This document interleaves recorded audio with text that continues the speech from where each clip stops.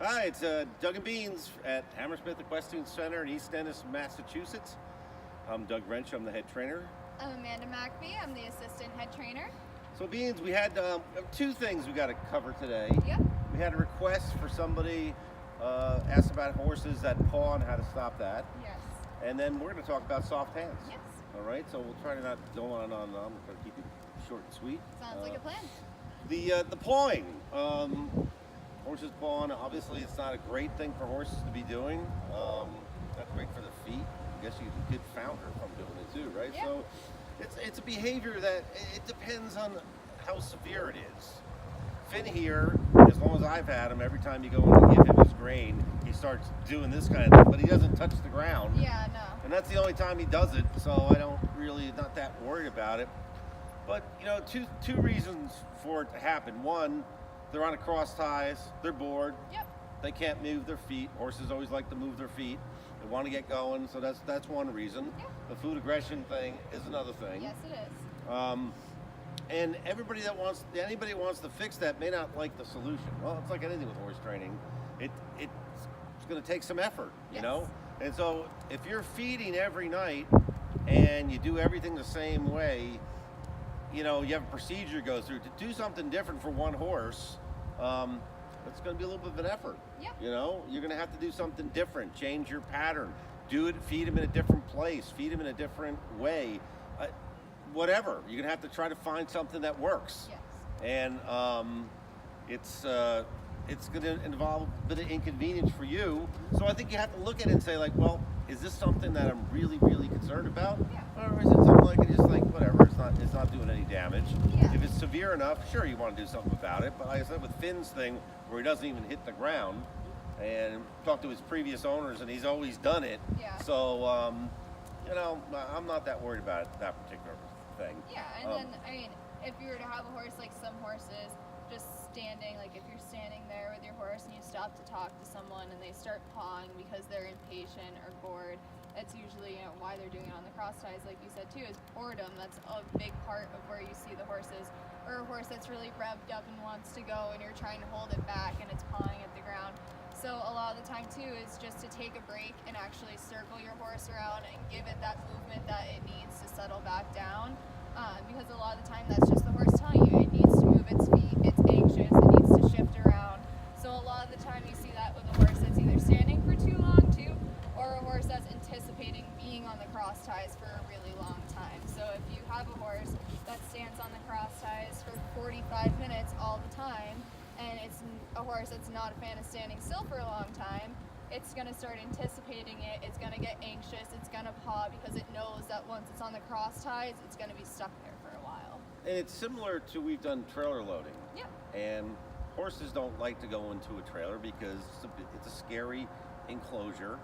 Horses have always known, or just instinctively don't want to get in some place. So they can't get out. Right. Like they're not going to go into a cave to hide Yeah. from a lion. Okay. They're not going to do that. They're gonna run away. So getting them on the trailer, that's a very similar thing to being tied in the cross ties for Yeah. too long. So with the trailer, obviously we've done the trailer in videos.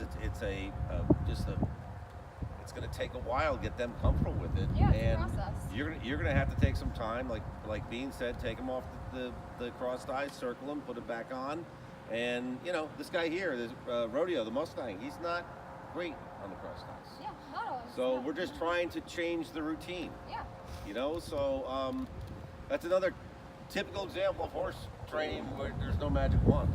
Exactly. You know, it's kind of common sense, and you just got to try stuff, and you just got to do things different. That's the main thing. So, anything else to add for pawing? Yeah, that's pretty much it. So, let's talk about quiet hands. Or they say you have quiet hands or soft hands, you have a soft horse. Okay? You know, what does everybody do when they first learn to ride? Well, they hold on with the reins, right? Or they try to stop the horse in his reins, pull. Beans and I always talk about pressure and release. Well, we're pressure, release, no matter what you're doing. And so what you want to do is you'll see people with loud hands, and it's the way you instantly spot somebody who really isn't a good rider. Yeah, You know, or they who may just really isn't balanced. well they may ride okay, but then you watch some of the things they do, like hands. If their hands are up here, man, to me that's the flag right there. You don't know how to ride. Yeah. If that's the way you do it. Your hands, and we talked about this before. Imaginary 10-inch box right in front of your belt, and your hand should be inside that all the time. Now, where a lot of people have trouble with that, having soft hands, they don't have proper contact. So if you have looseness in the reins, you're not going to get anything in the You're gonna 10-inch box. All of a sudden start pulling. Well, you're back here and you're going to run out of arms. Yeah. So hands are low, not resting on the saddle or on the horse, and just I hate to pick on hunter jumpers again, but when I was first told to jump, I was told that okay, we'll get up on the horse and lean on the horse's neck and grab the mane. Well, even when I was 10 years old, that didn't make any sense to me. Yeah. And maybe it allows you to be safe the first time you try it, but being on a horse is about balance.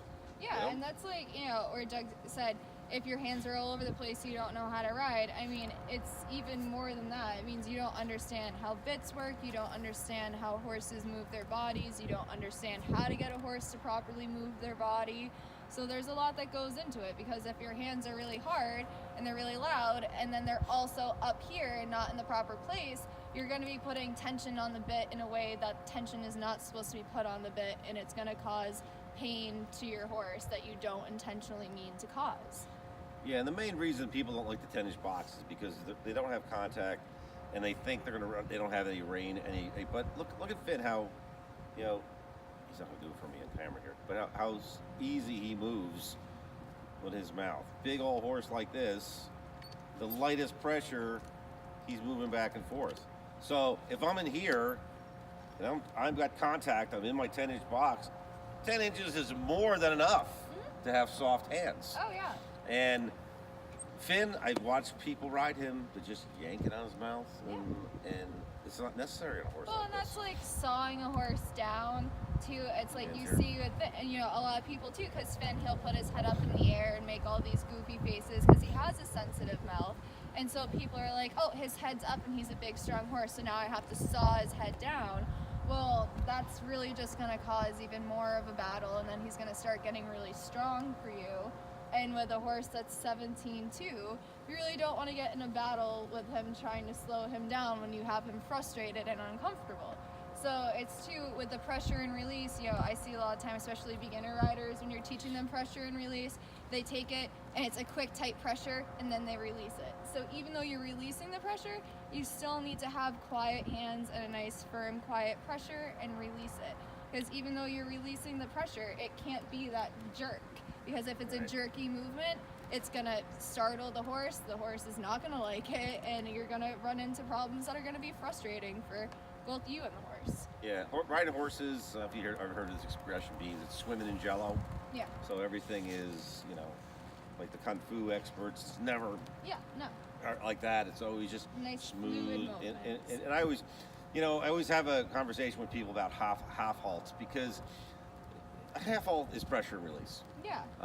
But unfortunately, people are told, and where I say, like, I'd rather see like the nice even pressure. Yeah. Nice, so it's like pressure. you just close your fingers a little bit more. It's not, it's the littlest a thing. half halt. And when you say a half halt too, it's really giving, especially young students, that idea of, oh, you really want to get the horse to almost stop. It's, you almost want to think about it as just taking a slight little pause in what you're doing and continue. Yeah. And if you're tight hands and pull back tight, it's not going to be a nice gentle pause that you're going to be able to then push through again. Now we talked about, in fact, we just talked about it with a student today. These guys. Finn is the head of the herd. We talked to a new student of yours today about doing a trot, get your first trot going, and really, it's a lot of things. It's sitting balanced on a horse. Everybody thinks you hold on when you ride a horse and you get sore knees the next day and everything, but it's balance. So everything has got to be in that straight line, head, shoulder, butt, heel, and your hands in here. If your hands are out there, you go forward. But when your hands are in the box, they have to have the slightest contact on the horse. and then I squeeze. And Beans, what's the analogy you just used today? I heard you use something. Oh yeah, I always Squeezing tell a, students, especially with Cheyenne, she's a big drafty mare and she's hard to get going. So I always tell students that you want to think about you have a beach ball between your calves and you're trying to pop the beach ball. So you squeeze, you give the pressure on the reins, and then the horse goes. It becomes a fine balancing act from releasing enough of the pressure and not adding legs, so you reach that happy medium where the horse is just going. Yeah. But it all starts with hands. Really watch where your hands go. And you know what? When you first start riding, it's hard to know if your hands are all over. I've had people yell at me. I had an instructor that liked to yell at me all the time, scream and yell. And somebody asked, well, how do you put up with that? I said, look, I'm so used to it, I don't even listen to him most of the time, you know? But he would yell about my hands, and I'd think, well, my hands are rock solid. They're there, and they weren't, you know? So video, another good place to put video. So all you young riders, you really, you know, the first thing they do is, okay, they want quiet hands. They give all this slack in the reins, because they know they're not going to pull in the horse's mouth. They have slack reins. You give Finn a slack rein, and you're canter somewhere. I mean, you're not going to stop until you get over the bridge, right? Yeah. On Cape Cod here. So, you know, you got to have contact so he knows you're there. But it's the lightest contact. Remember, he's very sensitive. He's a big, giant horse, but goes with the littlest inputs. You know, so you have to realize, you know, that. Remember, you got it. Well, he's bitless, but Finn's got a bit in his mouth, a snaffle bit with a joint in the middle, the egg butt, which is, you know, as bits go, on the mild side. You know, snaffle bit. A lot of people don't understand. They think any bits with those with 3 or break in the middle is a snaffle. Well, that's not true. A snaffle is basically you pull 1 pound of force, you get 1 pound of pull. There's nothing that multiplies it mechanically. Where you see big long shank bits, it's 5 inches long. That's 5 times the 1 pound you put in there. Yeah. So that's very severe. So, but the bottom line is a snaffle is still a piece of metal in the horse's mouth. So you got to be able to just and again, reading your horse's head, you can tell how comfortable he is. If you don't think you're pulling, you look at your horse's head, and if he's moving around, looks uncomfortable, or doing anything that's not just normal, Harley's a perfect example. You get Harley in a trot, man, he may sit here throwing his head around when we're talking, but he gets in a trot, he puts his head like this and looks like a little boat going through the water. Yeah. That head never moves, okay, because we're giving him the right input when we're riding, and that's what you have to really strive for. So, anything to add about the soft hands, Beans? I think that's it. I think we covered it. As always, we fulfilled that request for the pawing. Yep. If you have anything you'd like to see, let us know. Share us, like us on Facebook, and we also check out the YouTube. They're now on YouTube. Yes. So if you want to see them there.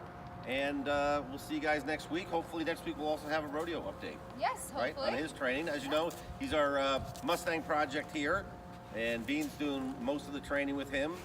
And going to give, you know, progressive updates on how he's doing. So we'll see that next week. So thanks for watching. Thank you.